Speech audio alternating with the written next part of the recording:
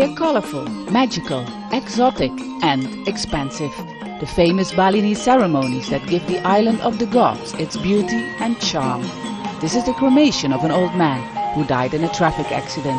His body is carried in a tower that, depending on the status of the person, can be many meters high.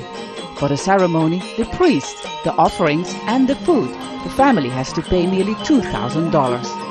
To Balinese standards, this is just a simple cremation. But even for a ritual like this, some people have to save a long time to be able to afford it. The Balinese live their lives around their rituals. They are needed to create a balance within themselves, with their gods and the world around them.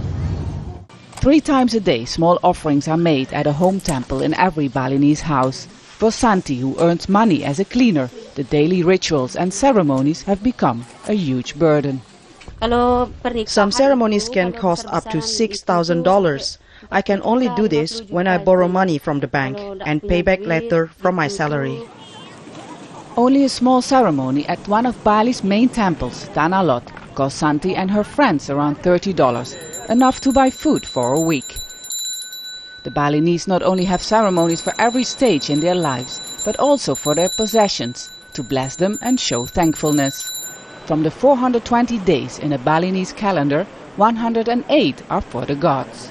The extravagant costs involved are worrying the Balinese authorities.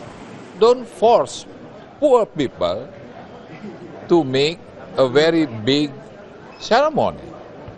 They will lose their property. They will become poor because of that. That is not the purpose of the religion. Although it's hard to change this long-held habit, the government's message is slowly reaching the faithful. We have to remember that life is more than only having ceremonies. We also have to think of our children and their education, and our economy so that we can have a better life. People wonder how long these magical rituals will still dominate life on what in tourist brochures is called Paradise Island. The Balinese promise their religion will only get deeper, not necessarily less colorful. Vaessen, Al Jazeera, Bali.